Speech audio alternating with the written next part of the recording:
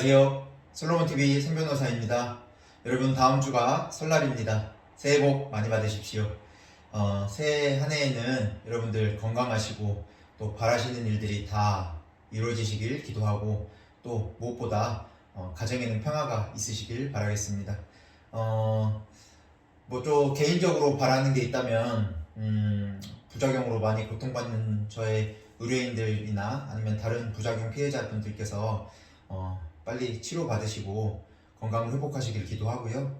또 제가 맡고 있는 사건들이 잘 마무리되기를 기도해 봅니다.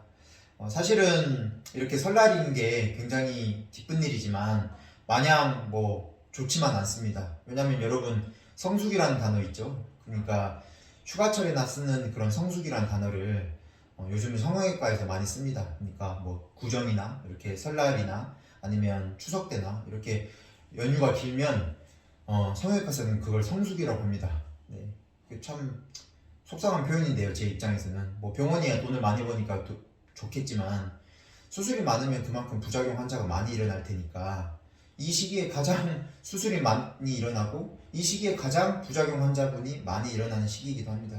그래서 이렇게 소위 말하는 성형외과 성수기가 지나고 난 이후에는 저희 사무실에 부작용 피해를 문의하는 그런 전화가 더 많이 빗발칩니다.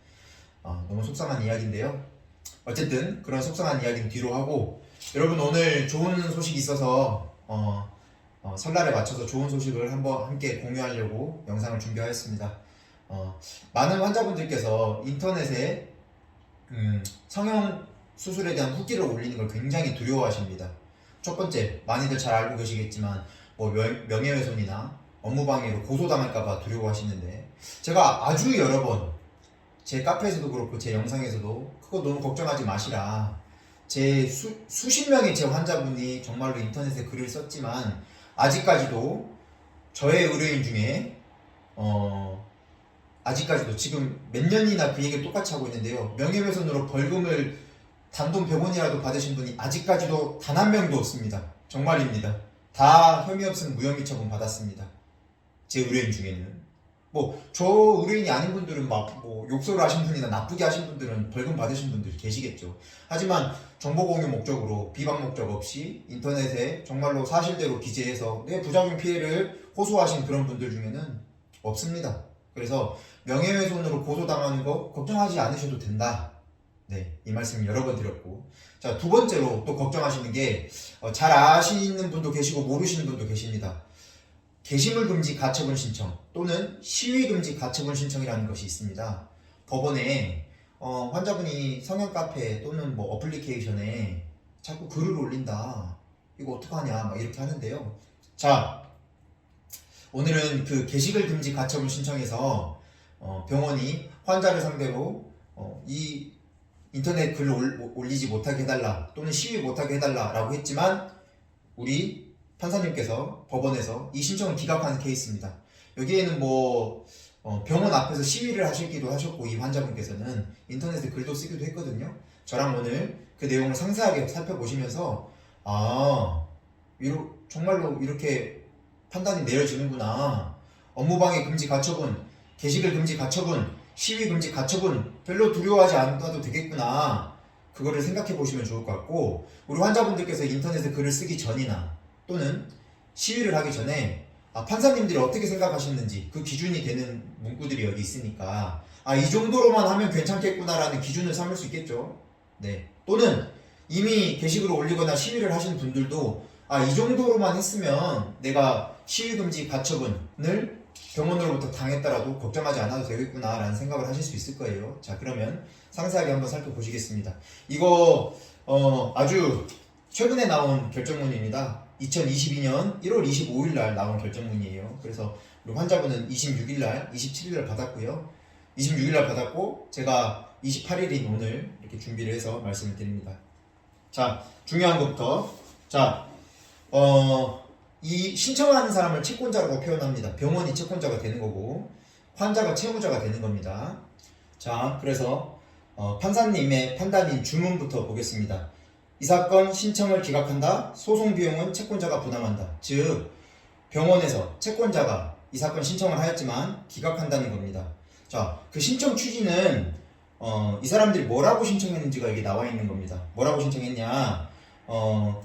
우리 카페에 올라가 있는 게시글을 삭제해라. 자, 나 입간판을 수거하고, 그러니까 시위하면서 입간판을 세워뒀었거든요.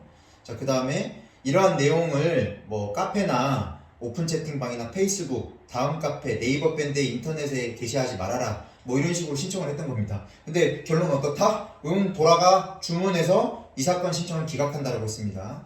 자, 판결을 어떻게 내렸는지 그 이유를 한번 상세하게 살펴보겠습니다. 자, 채권자 주장의 요지, 병원의 요지는 뭐 인터넷에 글을 게시하고 뭐라고 되어 있죠. 뭐 이상한 소리죠. 자, 판단. 우리 판사님께서 뭐라고 판단했는지 보겠습니다. 관련 법리. 자, 이러한 가처분 신청, 이런 것들을 가처분 신청이라고 하거든요. 다툼 있는 권리관계에 대해서 현저한 손해를 피하거나 위험을 막기 위해서 하는 건데, 집회 및 시위 및 표현의 자유는 헌법상 보장된 기본권으로서 최대한 보장되어야 된다. 뭐 이런 말씀을 하셨고, 또 소비자가 자신이 겪은 객관적 사실을 바탕으로 사업자에게 불리한 내용을 공개적으로 표현하는 행위를 한 경우 사업자의 영업이익이 감소되는 결과가 발생한다라도 이를 곧바로 명예훼손 또는 업무방해 행위로서 불법행위를 해당한다고 볼 수 없다. 그래서 신중하게 판단해야 된다. 뭐 이렇게 말씀을 하셨습니다. 자, 나 구체적으로 판단해 보겠다라고 합니다. 자, 바로 결론부터 내주셨어요. 모든 사정을 종합하면 현재 채권자가 제출한 자료만으로는, 병원이 제출한 자료만으로는 가처분을 이렇게 받아들여질 뭐 어려운 말이죠. 피보존 권리와 보존의 필요성이 충분히 설명되기 어렵다. 뭐 이렇게 말씀하셨는데요. 자, 첫 번째, 우리 환자분이 시위를 할 때 내걸었던 입간판을 볼게요. 입간판의 주된 내용은 병원으로부터 용역을 제공받아서 소비자로서 수술 이후 자신의 현재 상태와 자신이 경험한 수술 전후의 경과를 표현하거나 또는 병원의 응대 방식에 대한 불만을 호소하는 것이고, 욕설을 한 것도 없고 채권자를 모욕하는 표현도 없다. 일부 내용에 혹시나 과장된 내용이 포함되어 있다 하더라도 그 표현의 내용과 문헌, 수위와 정도에 비추어 볼 때 이러한 표현의 금지를 구할 수 있는 채권자에 대한 명예훼손이나 업무방해에 해당한다고 보기는 어렵다. 따라서 이러한 표현 금지를 내가 명령할 경우에는, 금지한다고 명령할 경우에는 표현의 자유에 대한 지나친 제약이 된다. 이렇게 말씀하셨어요. 자, 또 2번 보겠습니다. 이 사건 게시글 중, 인터넷에 올라간 게시글 중 다른 피해자가 4명이나 더 있다. 피해자가 워낙 많다는 부분은 채무자가 채권자에게 불리한 내용을 작성하는 걸 넘어선 것으로 볼 여지는 있지만, 실제로 우리 환자가 제출했던 자료를 봤더니 다른 피해자들이 더 있는 것으로 어느 정도 사실로 보이고, 여기서 이 내용 자체가 허위라고 보여지기도 어렵다. 실제로 피해자들이 굉장히 많았고요. 이 사건 코수술을 많이 하는 병원인데요. 이 환자분뿐만 아니라 다른 환자분도 같이, 한 분은 안문, 한 분은 정문, 한 분은 후문에서 시위를 했었습니다. 자, 근데 여기서 중요한 거, 이 사건을 제가 도움을 드렸던 이 환자분은 제 의뢰인이었단 말이에요. 그런데 다른 분은 제 의뢰인이 아니셨어요. 그래서 그분은 막 욕설도 하고 막 좀 거칠게 표현을 해가지고 인터넷에 글을 쓰는 것에 대해서는 재판부가 글 쓰면 안 된다, 그분한테는 그렇게 평가를 내렸습니다. 자, 여러분, 그러니까 명심하세요. 사법부가 괜히 판사님들이 무조건 환자분들 편을 들어주는 건 아닙니다. 환자분들께서 욕설이나 모욕적인 표현은 자제하셔야 된다. 그런 부분을 말씀을 드립니다. 그래야만 판사님께서 객관적으로 환자분들한테 환자분들 손을 들어주는 그런 판결을 내린다는 것을 명심하셔야 되겠습니다. 자, 세 번째 가겠습니다. 표현행위의 금지는 헌법 21조 2항의 취지에 비추어서 굉장히 명확한 요건을 갖춘 경우에만 허용된다. 그런데 신청인 취지의 이 내용은 명예훼손에 해당하지 않는다. 이렇게 해서 결론을 내리셨고, 마지막 결론, 그렇다면 이 사건 신청은 이유 없으므로 이를 기각한다. 이렇게 해서 판결을 내려주셨습니다. 뭐 환자분께서 다행히 이 신청 기각을 받게 돼서 앞으로 시위나 인터넷 게시글을 얼마든지 작성하실 수 있게 되었고요. 무엇보다도 소송 비용은 채권자가 부담한다라고 되어 있습니다. 그래서 만약에 우리 이 환자분께서 변호사까지 선임했다라고 하면 이 사건에 들였던 변호사 비용까지도 병원으로부터 받아낼 수 있는 것입니다.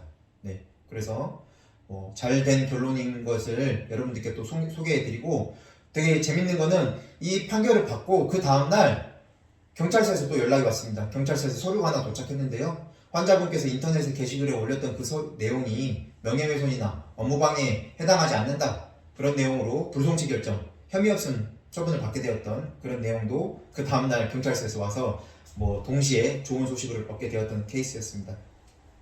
여러분들 이 케이스만 근데 잘 된 게 아니에요. 다른 분들의 케이스도 잘 된 게 너무 많습니다. 하나하나 제가 다 말씀을 드리긴 어려워서 또 다른 판사님께서 말씀하셨던 다른 케이스들을 한번 더 소개해 드려 볼게요. 자, 이거 같은 경우는 한 3가지 정도로 판사님이 결론을 냈습니다. 병원이 시위 금지를 구한다. 그러나 첫 번째, 병원이 문제 제기를 했지만 환자가 실제 시위를 진행한 내용은 환자가 직접 경험한 사실을 바탕으로 병원의 과실이 의심되는 사정을 게시한 내용이거나 의견을 표출한 것에 불과해 보인다. 자, 두 번째, 이러한 내용까지도 삭제를 명하거나 시위 금지를 명할 경우에는 표현의 자유에 대한 지나친 제약이 된다. 세 번째, 채권자가 병원이 제출한 자료만으로는 우리 환자가 아주 위험한 내용으로 또 시위를 더 진행할 우려가 있다는 점이 소명되기 부족하다. 이렇게 해가지고 받아들여지지 않았습니다. 즉 제가 굉장히 항상 환자분들이 지는데 특이하게 이것만 이겨가지고 아이고 이것만이라도 내야 되겠다 해서 이 영상을 만드는 게 아니고요. 수많은 케이스들에서 환자분들께서 객관적이고 사실을 기초해가지고 이렇게 시위를 하거나 인터넷에 글을 쓰면 대부분 표현의 자유는 우리 헌법상 보장하는 기본권이고 또 소비자로서의 얼마든지 소비자 권리를 행사할 수 있는 그런 권리 중에 하나로 보기 때문에 이 업무방해 금지 가처분이라든가 게시글 및 시위 금지 가처분 신청이 별로 받아들이지 않는다는 겁니다. 사실 환자분들께서도 이걸 잘 모르시니까 이 영상을 통해서 알려드리고 싶기도 하고 또 무엇보다 사실은 우리 성형외과 원장님들이 제 영상을 좀 봤으면 좋겠습니다. 제발요. 명예훼손 욕설 없거나 업무방해 내용 모욕적인 내용이 없으면 안 받아들여집니다. 마찬가지로 이렇게 가처분 신청도 받아들여지지 않습니다. 괜히 변호사비만 날리는 겁니다. 제 말씀 좀 들어주세요. 몇 년째입니까? 제가 이 얘기를 몇 년째 하고 있어요. 19년, 20년, 21년, 22년 벌써 4년째 이야기하고 있는데 여전히 이렇게 쓸데없는 짓을 하고 계세요. 변호사비만 날리는 거고 어차피 환자는 앞으로 계속 시위를 할 수 있는 건데요. 안타깝습니다. 자, 흥분하지 말고 좋은 소식을 전하면서 흥분할 필요는 없겠죠. 네, 어쨌든 설날 맞이해서 좋은 소식 여러분들께 전할 수 있어서 다행이고요. 앞으로도 이렇게 환자분들 돕는 활동들 새해에도 열심히 이어가도록 하겠습니다. 혹시나 이런 가처분 신청 때문에 괴로워하거나 고민하신 분들 저희 사무실로 연락주세요. 제가 비용 받지 않고 무료 상담으로 얼마든지 전화로 말씀을 드리고 어떤 말씀 하셔서 내용 구성하면 좋을지 그런 서면 샘플 같은 것도 다 드리니까 여러분들 용기 내셔서 저희 사무실 전화 주시면 제가 얼마든지 도움 드리도록 하겠습니다. 앞으로도 열심히 하겠습니다. 귀 기울여 듣겠습니다. 소리 높여 변호하겠습니다. 새해 복 많이 받으십시오. 감사합니다.